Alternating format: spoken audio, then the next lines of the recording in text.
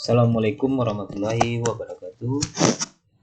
Baik, di sini kembali bersama saya Naldi Warman, mahasiswa STE KBP, akan mempresentasikan yang menjadi topik kita pada kali ini, yaitu Human Research Accounting, yang kita ambil dari penelitian sebelumnya, yaitu review akuntansi sumber daya manusia dan kinerja organisasi. Ini diutur oleh Jacob Seren dan Serin Porok. Baik, sebagai pendahuluannya, akuntansi SDM adalah proses mengidentifikasi dan mengukur data yang terkait dengan SDM dan mengkomunikasikan informasi ini kepada pihak-pihak yang berkepentingan. Komite Asosiasi Akuntansi Amerika tentang akuntansi sumber daya manusia, ini tahun 97. Dari definisi tersebut kita dapat mengetahui bahwa Human Research Accounting tidak hanya terlibat dalam pengukuran data terkait penempatan, pelatihan, dan pengembangan karyawan, tetapi juga terlibat dalam evaluasi kondisi keuangan orang-orang dalam suatu organisasi. Selanjutnya, teori ini didukung oleh Plumholt 1971 yang mendefinisikan HRA sebagai pengukuran dan pelaporan nilai ekonomi orang-orang dalam sumber daya organisasi. Secara keseluruhan, HRA dapat didefinisikan sebagai proses mengidentifikasi dan mengukur data yang terkait dengan SDM untuk pengembangan dan peningkatan nilai ekonomi pihak yang berkepentingan terkait dengan organisasi terkait. Selanjutnya, SDM merupakan salah satu aset terbesar dari sebuah organisasi. Sayangnya tidak ada peraturan hukum dalam laporan tahunan organisasi manapun. Ya jelas, laporan SDM itu tidak ada peraturan hukumnya yang terkait dengan SDM tersebut. Selanjutnya, terkadang nilai SDM mungkin meningkat melebihi nilai aset berwujud organisasi, tetapi metode akuntansi konvensional tidak memfasilitasi pencatatan dan pengukuran nilai SDM. Jelas itu di catatan akuntansi tidak memfasilitasi dan pengukuran nilai SDM. Misalnya pengumuman pengunduran diri Bill Gates dari Microsoft Corporation secara drastis menurun harga saham perusahaan. Tapi metode akuntansi konvensional perusahaan menunjukkan tidak ada dampak seperti itu pada aspek keuangan perusahaan. Sementara pada nyatanya situasi sama sekali berbeda dari apa yang diklaim. Contohnya, fungsi utama dari Human Research Accounting adalah untuk mengelola pengeluaran organisasi, memberikan manfaat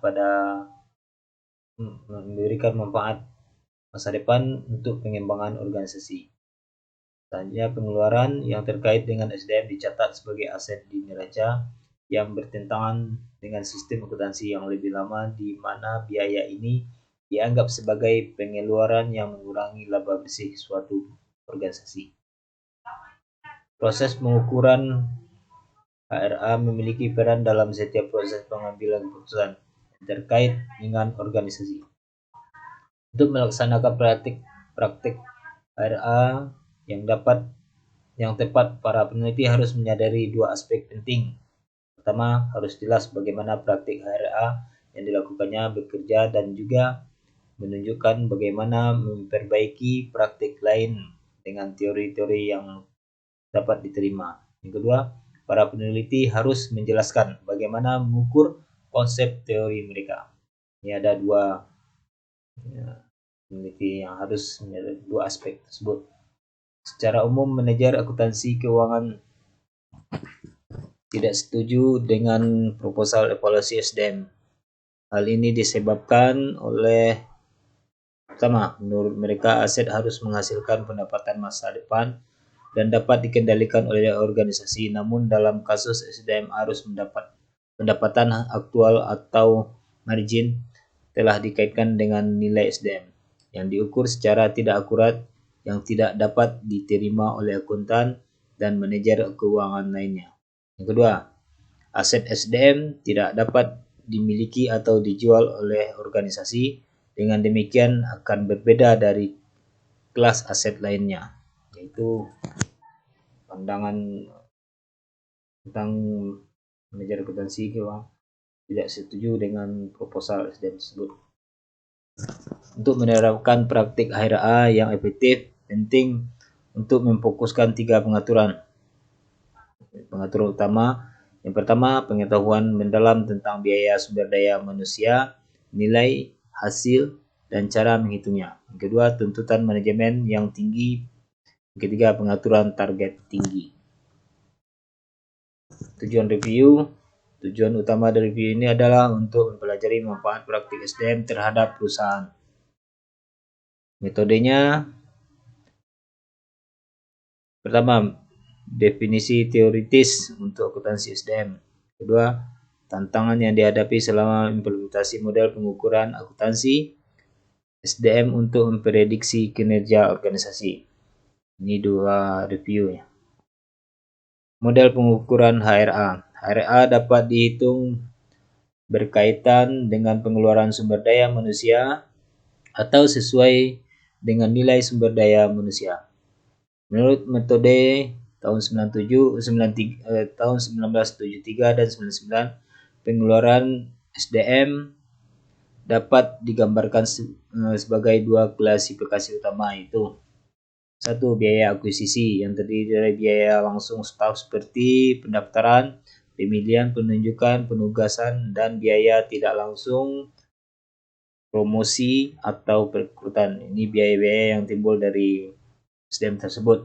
Yang kedua, biaya pembelajaran. Pembelajaran itu peningkatan mutu SDM-nya, apakah itu pendidikan singkat, pelatihan, dan lain-lain. Itu yang menyangkut dengan pembelajaran. Tantangan pelaporan HRA menurut Dumai dan Liu 2010, pemangku kepentingan yang bermusuhan dapat mempertanyakan perusahaan atau bahkan mengubah manajemen dan mengganggu keseimbangan antara staf dan manajemen jika organisasi gagal menerapkan retorika yang diperoleh dari pengungkapan.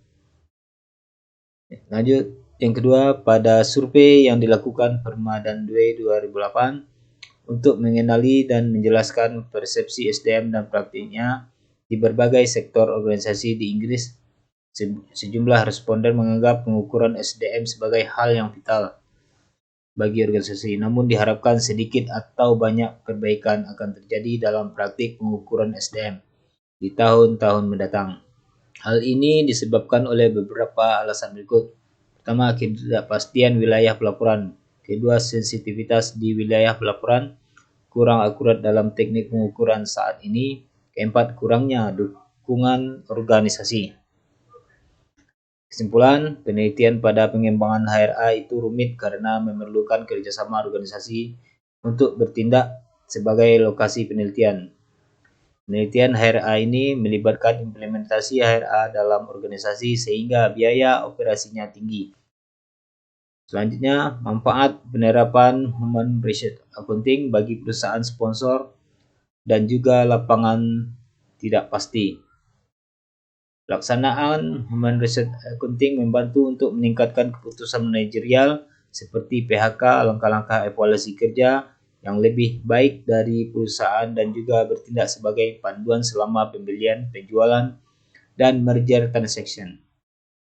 SDM dianggap sebagai blok bangunan untuk organisasi manapun. Perlu dilakukan identifikasi terhadap kontribusi SDM untuk perusahaan serta evaluasi terhadap tugas SDM. Terakhir, tidak ada ukuran evaluasi yang tepat untuk menilai SDM, namun mengukur hal-hal tidak berwujud ini meskipun tidak tepat, ini membantu meningkatkan pengambilan keputusan dalam mengidentifikasi nilai perusahaan. Inilah kesimpulan yang dapat kita ambil dari review Human Research Accounting yang diambil dari penelitian ini.